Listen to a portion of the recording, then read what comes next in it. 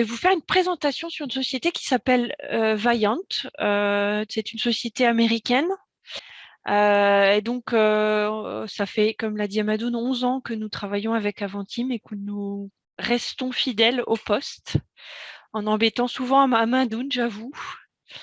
Donc, on va vous présenter rapidement qui nous sommes, ce que nous faisons, quels étaient nos besoins par rapport à Avantim, pourquoi on a choisi Avantim à ce moment-là, quelles applications on peut avoir. Aujourd'hui, on utilise la KIM et la GED. Une petite démonstration, donc Agnès fera à ma place. Et puis un petit brief sur on va faire bientôt, on espère, comment on va développer notre système. Rapidement, j'ai voulu mettre sur cette présentation la vision qualité du site du groupe, j'ai envie de dire. C'est fait au plus haut niveau aux États-Unis. Donc, on a comme ils disent aux États-Unis, un mantra qui est Quality for Life. Donc, Avantim nous aide beaucoup à pouvoir tenir cette vision qualité et ce mantra, la qualité pour la vie. Vous allez comprendre pourquoi juste après. Alors, Vaillant, tout d'abord, un tout petit tour. C'est 24 sites dans le monde entier. C'est environ 6000 employés. C'est 2 millions, non pas 2 millions, 2100 mètres, 2 millions, si, 2 100 mètres carrés de production, 325 000 mètres carrés de salle blanche. Vous allez comprendre pourquoi aussi après. 450 équipements d'usinage plastique, 425 équipements d'usinage de précision et 30 équipements, 30 000 mètres de tubes produits annuellement. Et il y a aussi une activité d'assemblage de dispositifs finis, emballés et stérilisés. Donc, vous avez ici les localisations des diverses, j'ai envie de dire, usines du site, sachant que Amadoun n'intervient que sur l'usine de France. Je n'ai pas réussi à vendre l'outil à travers le monde, malheureusement. Mais on a principalement beaucoup de sites aux États-Unis, comme vous pouvez le voir. On a 2 sites exotiques au Costa Rica et l'autre, c'est à San Antonio, au Mexique. On a une usine plus européenne au niveau de l'Angleterre et de l'Allemagne, une usine en France, et une de l'autre côté du globe, du côté de la Chine, à Suzhou, exactement. C'est le nom de la ville.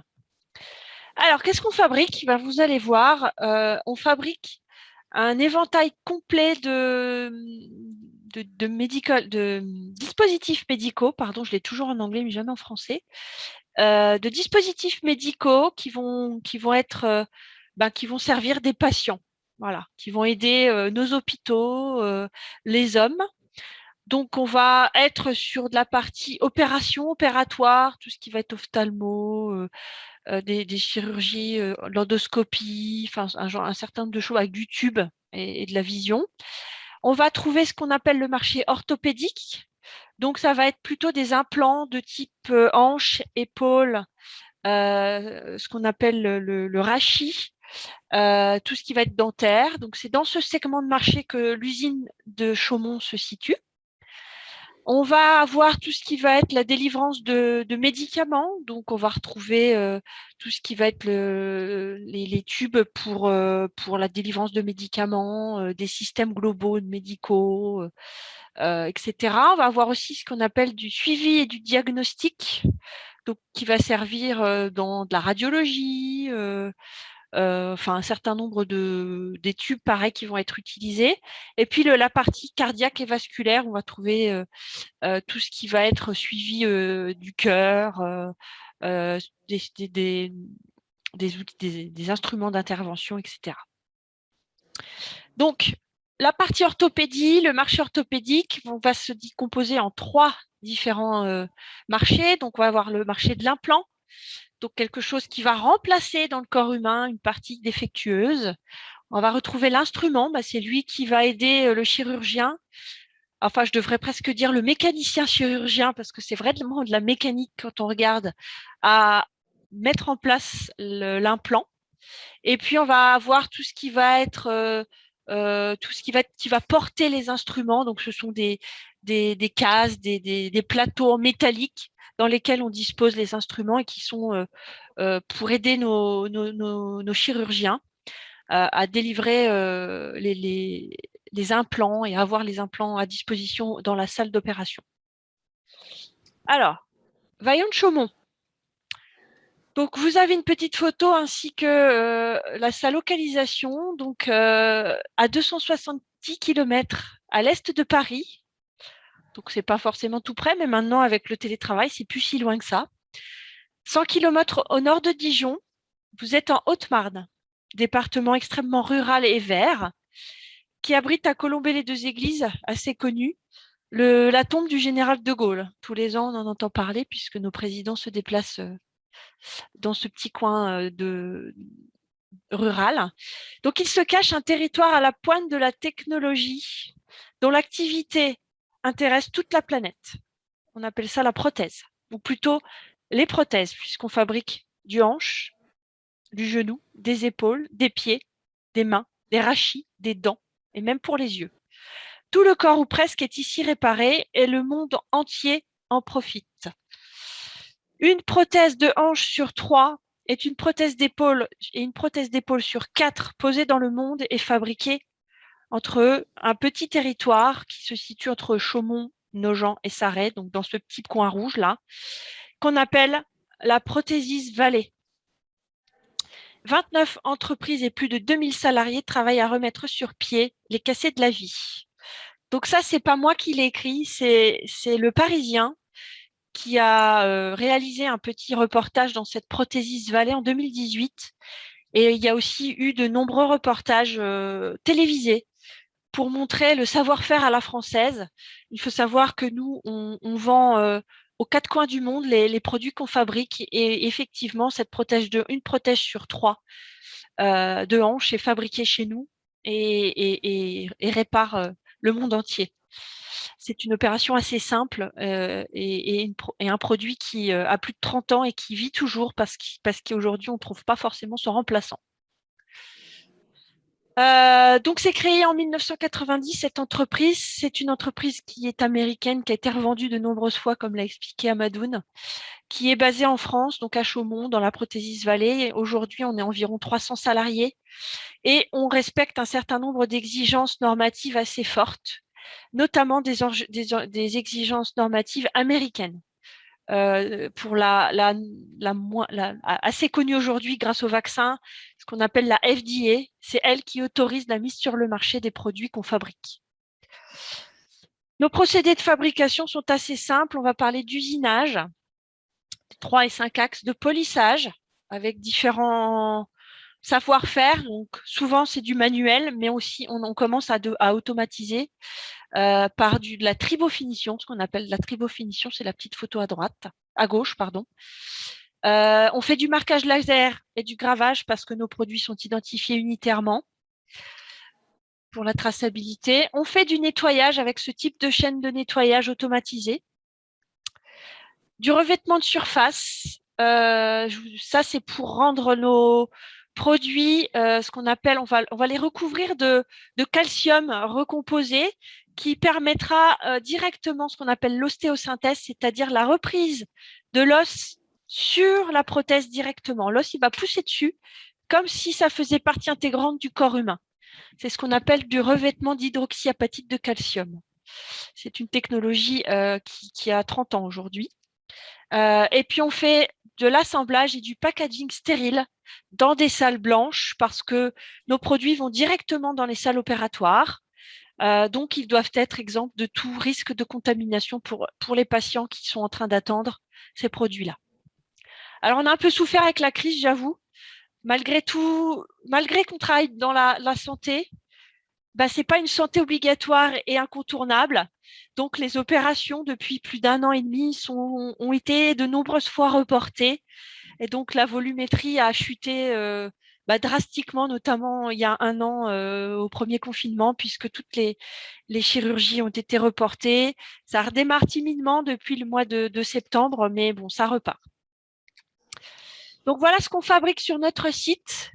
C'est divers et varié, mais c'est plutôt de l'implant dans un premier temps. Donc vous allez retrouver des implants de rachis, donc c'est cette photo en haut. La tige de hanche, donc revêtue, vous voyez qu'ils sont tous les deux revêtus de petites poudres blanches. C'est ça qui va favoriser la reprise dans l'os. Donc vous avez des petites photos de là où ça se pose. Donc là, vous avez l'implant qui se pose ici, au niveau du cou. Vous avez l'implant qui se met au niveau de la hanche et du fémur. Des agrafes, ça c'est quand on a, vous savez, l'os du pied qui tourne un petit peu et qui vient rentrer. On appelle ça l'allus valgus. Donc on y met une petite agrafe. Là, vous avez aussi des vis. L'implant d'épaule qui est composé de nombreux différents implants. Donc voilà, vous avez la photo de comment ça se passe. Et puis là, c'est la cupule qui va en face de la hanche. Quand c'est abîmé aussi du côté hanche, et ben on y place cette petite cupule et vous pouvez avoir voilà, la totalité qui est refait. Et puis on fabrique plus de 2500 références d'ancillaires aujourd'hui pour pouvoir poser tous ces petits produits-là. Il y en a pas mal. Voilà, c'est ce qu'on fait sur notre site. Alors, nos besoins quand même, on va y venir. Pourquoi on a fait appel à Avantim et pourquoi on est resté avec eux? C'est qu'on est une entreprise avec des exigences normatives extrêmement importantes ainsi que des exigences extrêmement importantes. Nos clients sont des grands groupes internationaux. Comme vous avez dû l'entendre parfois, on entend parler de Johnson & Johnson. Vous avez entendu parler d'eux par le dernier vaccin, le Janssen ou Johnson & Johnson. Johnson & Johnson fait partie de notre plus gros client. Donc très très exigeant dans ce qu'on doit faire, de comment on doit le faire. Je ne sais pas si vous avez aussi entendu parler de Zimmer Biomet. En tout cas, aujourd'hui, nous avons des exigences concernant la documentation. C'est ça qui nous a fait venir chez Avantim dans un premier temps. C'était une gestion manuelle il y a 10 ans, lourde, complexe, des documents, des non-conformités, des actions correctives. Quand je dis lourde et complexe, c'est que il nous faut, par exemple, pour les CAPA, des actions correctives, ce qu'on appelle les CAPA chez nous, il nous faut garder la trace de chaque étape qui est signée. Donc, c'est un peu comme un 8D s'il y a des gens qui viennent de l'automobile.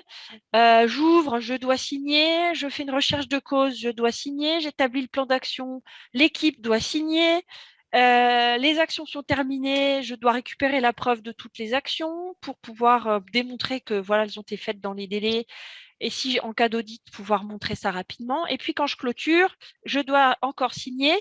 Et donc à chaque étape, on gardait un papier qu'on mettait proprement dans un classeur. On les scannait pour les mettre aussi sur notre réseau pour pouvoir simplifier les audits. Mais c'était un temps extrêmement lourd de suivi, de relance, de copie et du papier à n'en plus finir. Du coup, on a choisi Avantim pour les raisons qui sont définies là, parce que vous l'avez tous déjà entendu, mais c'est paramétrable. Je pense que c'est top parce que on a pu prendre notre numérotation qui était très compliquée. Amadoun pourra vous en parler. On a fait un flux qui est extrêmement compliqué aussi. En fonction de chaque document, j'y reviendrai après, mais voilà, il y a un flux qui va être choisi, une numérotation spécifique. Et c'est vrai que quand on a démarré, c'était un plus parce qu'ils ont repris toute notre existence, donc on a besoin de tout changer. C'était validé, donc quand on veut valider ça aux États-Unis, la FDA, elle demande une norme spécifique des logiciels informatiques et Avantim nous proposait déjà le package comme quoi c'était possible, en tout cas, de mettre en place ce qu'on appelle la signature électronique et l'audit trail, savoir à tout moment qui fait quoi dans l'historique de nos documents, à quel moment, et ça, c'était pas négligeable dans notre choix. Je trouvais, et je le trouve de mieux en mieux de chaque année, chaque nouvelle révision, que c'est convivial, que l'écran d'accueil est sympa et que les présentations sont plutôt intuitives. Et c'était déjà le cas, même si voilà, on évolue et ça évolue, c'était déjà bien à l'époque. Agile, le fait qu'on puisse nous-mêmes paramétrer, faire des workflows, agir à l'intérieur. Et j'ai bien entendu que la version 2021 va encore nous aider à pouvoir paramétrer au mieux cette partie-là. Et puis, je trouve que Avantim est aussi une entreprise j'appellerais ça maintenant 4.0, on n'est plus à 2 ni à 3, mais à 4, qui améliore sans cesse à l'aide des retours clients ses interfaces, son outil. Et ça aussi, c'est un plus. Je pense que c'est une force d'Aventim. Je ne sais pas après aujourd'hui, depuis 10 ans, je n'ai pas été voir chez les autres, mais en tout cas, c'est quelque chose que je souhaitais mettre en avant. Alors, notre application, la GED. Donc, comme vous pouvez le voir, on a un seul flux et on a une multitude de documents qui sont gérés à l'intérieur. Ça part des procédures, instructions, fiches de fonction, ce qu'on appelle des fiches de réglage pour nos équipements, des fiches d'expédition pour expliquer comment on gère les expéditions, comment on met dans quel carton quoi, etc. Les documents de contrôle qui sont extrêmement nombreux, comme vous pouvez voir, on a énormément de documents. Et tout ça, c'est un seul flux unique. Donc, c'était quand même assez simple. Alors, j'avoue que dans les mises à jour, c'est pas si simple que ça, parce que ça fait beaucoup de flux à vérifier. Mais en tout cas, on a un flux spécifique pour les dossiers de validation, ou en tout cas une vue, parce que c'est un peu lourd. Toujours dans le marché dans lequel on travaille, il nous faut valider tout ce qu'on fait. Dès qu'on change quoi que ce soit sur le procédé, dès qu'on change un consommable en contact, ça peut avoir un impact non négligeable sur le patient au bout du bout parce qu'on a changé quelque chose dans le produit. Et donc, il faut qu'on valide tout, tout, tout. Donc, on a un nombre incommensurable de dossiers de validation parce que dès que ça change, dès qu'on change quelque chose, on valide. Et on a aussi des demandes qui deviennent très drastiques sur les capacités notamment, dès qu'on change quelque chose aussi. Donc voilà, on a fait 2 flux spécifiques, ce qui alourdit énormément. J'aurais pu aller plus loin et montrer aussi les formations, parce que ça, c'est quelque chose de spécifique chez nous, je ne l'ai pas fait. Mais nos formations sont liées aux documents, on a des liens et on arrive à démontrer rapidement, parce que c'est quelque chose qu'on nous demande, que les opérateurs sont formés à nos documents, on clique et hop, on trouve tout très rapidement. C'est assez intuitif et c'est très aidant lors des audits. Donc la petite note, c'est que nous, on a la version 2019, pas depuis longtemps, mais on l'a, mais elle est beaucoup plus intuitive déjà que la précédente. Et on ira vers la 2021 quand on aura plus l'opportunité de le faire et la possibilité de le faire.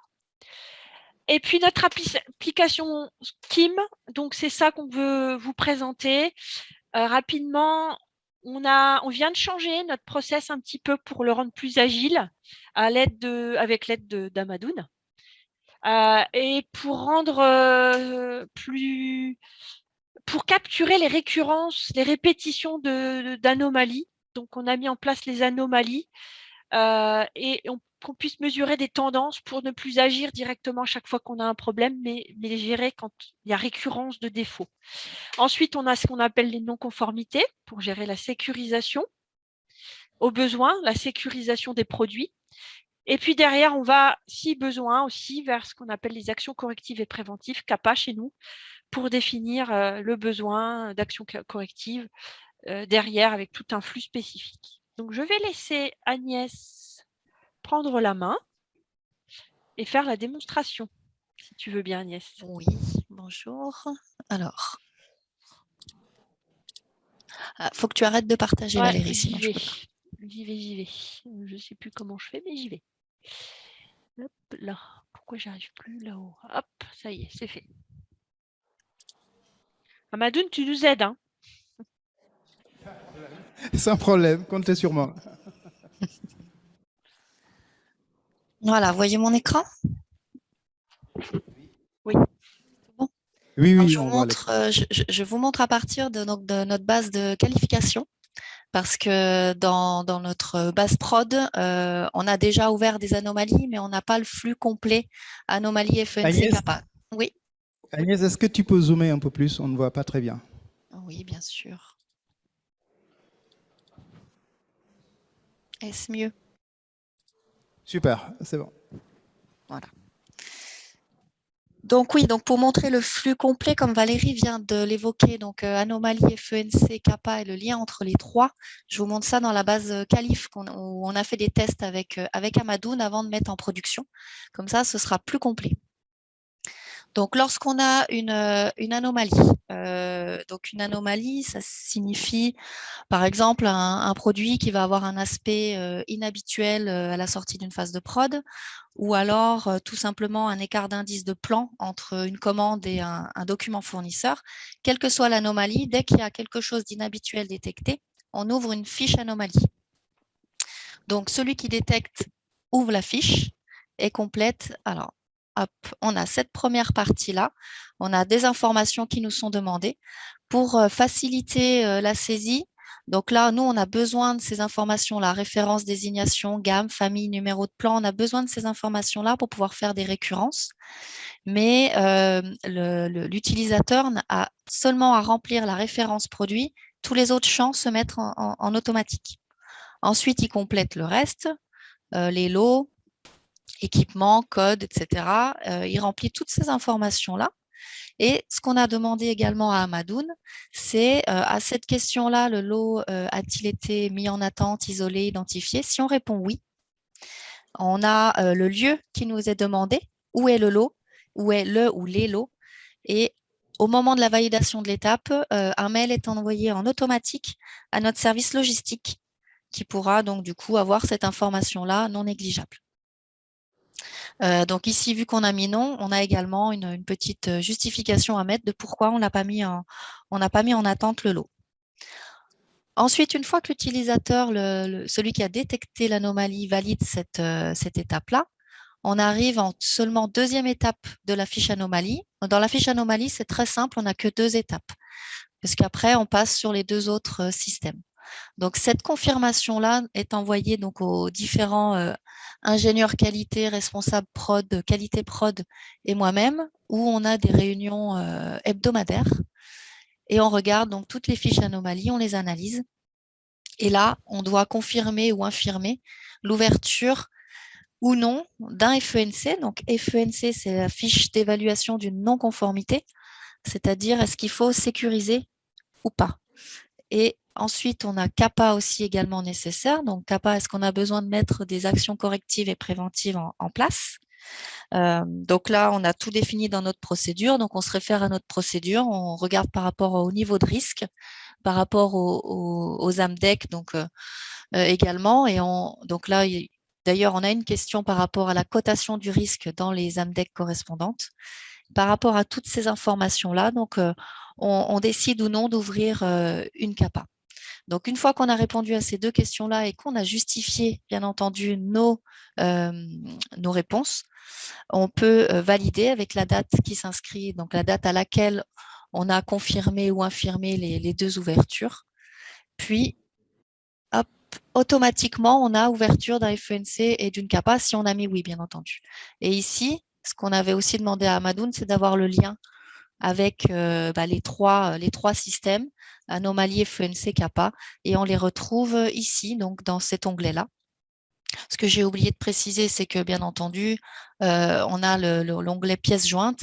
Donc, pour celui qui a détecté l'anomalie mettra ici toutes les preuves qu'il aura donc de l'anomalie, à savoir des photos, le DHR si besoin, etc., le dossier de l'eau. Donc ensuite, une fois qu'on a les liens, là, on peut cliquer directement dessus et on a donc le deuxième système qui s'ouvre. Donc automatiquement, quand on a mis oui à FENC, automatiquement, la première partie identification va se compléter avec tous les champs qui sont redondants, entre guillemets, avec la fiche anomalie. Comme ça, on n'a pas besoin de tout retaper sur cette première page d'identification. Ici, on a surtout à mettre qui est le pilote du FENC et qui doit faire le traitement, donc la sécurisation de la non-conformité. Une fois que ça, c'est défini, on passe à l'étape suivante et on passe donc à l'étape de traitement.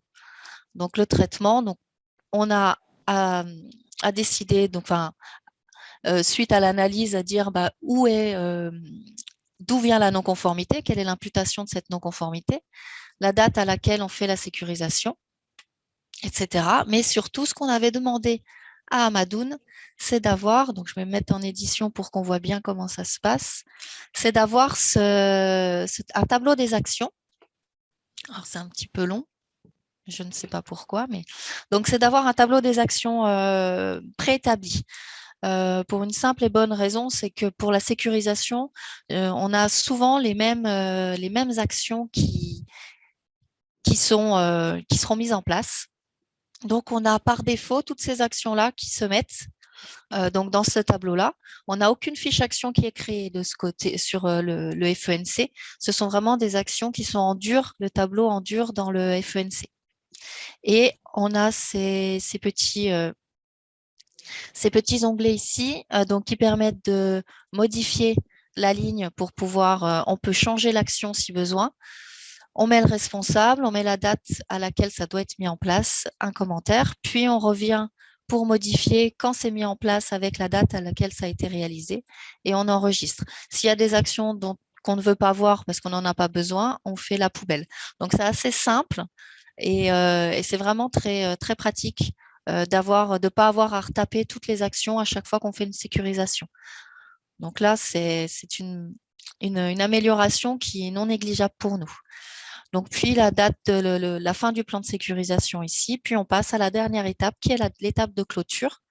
Et la clôture se fait bien entendu par une tierce personne qui n'a pas fait la sécurisation, qui pourra dire si toutes les actions ont été menées à bien et si les preuves de ces actions-là sont bien en pièces jointes ici.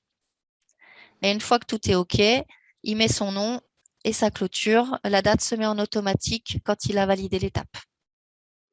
Donc ça, c'est le FENC. Et le troisième système que l'on a également en lien, ce sont les CAPA. On a amélioré notre workflow pour le rendre un petit peu plus simplifié. Donc là, exactement de la même façon que le FENC, donc une fois si ça vient de la fiche anomalie, ça se met en automatique tous les champs qui sont identiques. Les champs non identiques seront à compléter par le détecteur, celui qui a détecté. Ensuite, ça arrive donc au système pour que je valide et que je désigne surtout un pilote et une date. Puis, on a toute l'étape d'analyse des causes. Et c'est là où on a fait une petite modification. Donc, je vais me mettre en édition également, que l'on avait demandé à Amadoun également. C'est d'avoir aussi un système de tableau. Voilà, pour simplifier les choses. Donc, une fois qu'on est à cette étape-là d'analyse des causes et qu'on dit qu'on a besoin d'un plan d'action, on a un petit plus ici. Et quand on clique sur le petit plus, on peut écrire l'action que l'on souhaite avec qui va la piloter, le délai de mise en place, puis on enregistre. Donc après, ça nous fait un petit tableau comme ça, là-dessous, où on aura toutes les actions l'une en dessous de l'autre. Puis à la validation de l'étape, ça va ouvrir automatiquement des fiches actions. Donc, ils seront dans un autre système indépendant, donc des CABA, enfin indépendant plus ou moins, vu qu'on ne pourra pas passer à l'étape suivante qui est la vérification de la réalisation des actions si toutes les fiches actions ne sont pas clôturées. Et on le verra ici avec la petite coche verte que les actions sont clôturées et terminées. Là, c'est l'évaluation des risques. Donc, ça, c'est dans l'étape d'analyse des causes. On a posé des petites questions. Donc, ça, c'est pour aider le pilote de la CAPA qui n'est pas oublié d'action. Par exemple, voilà, est-ce qu'il y a un impact sur la documentation? Si, mais oui. Et qu'il n'a pas mis d'action sur mise à jour de la documentation, donc il l'a oublié, il peut rajouter une action avec le petit plus, comme je viens de montrer. Donc, ça, c'est une aide pour le pilote. On a pas mal de questions. Donc, puis, c'est l'approbation. Donc, ça me revient. Et donc, après, je valide. Donc, là, on est à l'étape de vérification des actions. Puis, donc là, je valide également le plan d'action une fois qu'il est réalisé, si toutes les preuves sont bien dans les fiches actions. Une fois que ça, c'est validé, on passe en efficacité.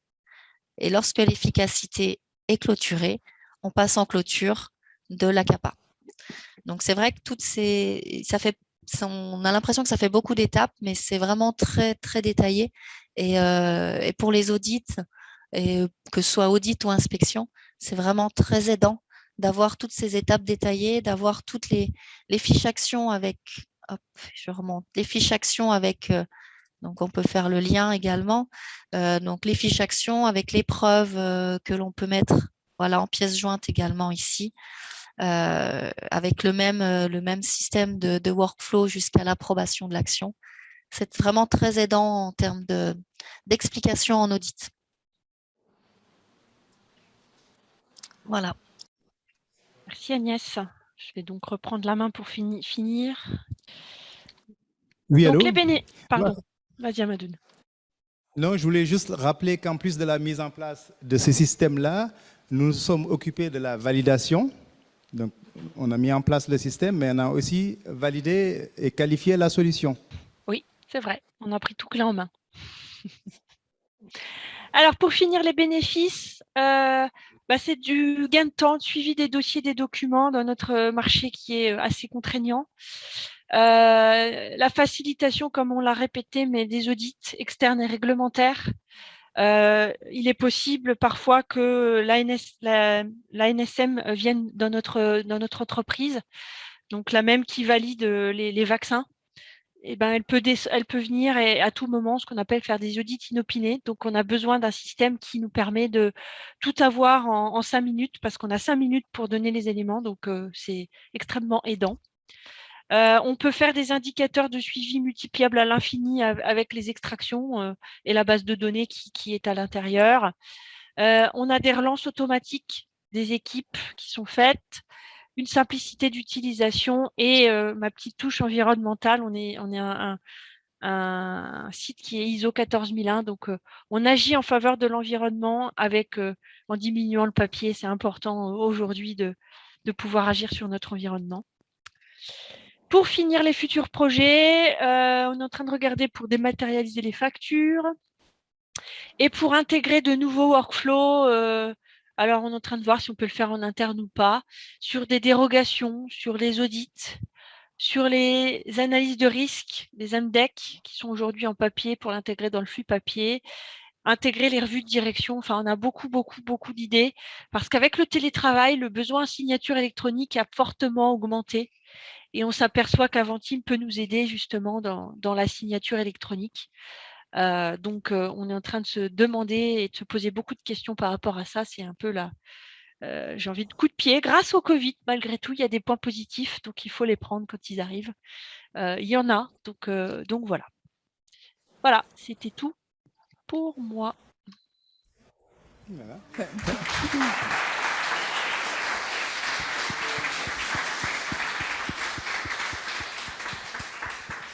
Juste une petite information, Valérie. En plus de la qualité, il y a également un autre projet qu'on a mis en place, c'est Papyrus. Ah oui, c'est vrai, j'y ai pas pensé, tu as raison. On n'en a pas parlé. Donc, il y a 5-6 ans, Vaillant nous avait contacté également pour mettre en place une solution qui, pour les utilisateurs, finalement, à partir d'une douchette, on scannait un code barre et le système allait sortir tous les documents qui étaient nécessaires aux salariés pour, voilà, sur un produit. Peut-être que tu peux en parler un peu plus. Oui, je peux, bien sûr. Donc, en fait, notre système on part d'ordre de fabrication. Ce sont des lots qui sont assez petits. On fait des lots de 30 pièces à peu près. Et toujours dû au marché dans lequel on vit, il nous faut donner accès à l'ensemble des opérateurs à toute la documentation nécessaire pour produire. Donc, des plans, des instructions, beaucoup de choses. Et effectivement, quand on lance l'ordre de fabrication, il y a une personne qui va scanner ce code barre unique et qui va directement aller chercher dans Aventim les documents qui sont nécessaires pour l'opérateur produire, donc les fiches de contrôle, qui va les mettre dans cet ordre de fabrication. Et on va les donner à disposition ensuite. Juste en faisant ce petit scan, on vérifie aussi que les indices sont cohérents et au bon indice. Et à partir de là, hop, tout s'édite, tout s'imprime. On n'a plus qu'à le mettre dans le dossier de l'eau et c'est parti. Ça va vers les opérateurs. C'est vrai, j'avais zappé cette partie-là. Merci beaucoup.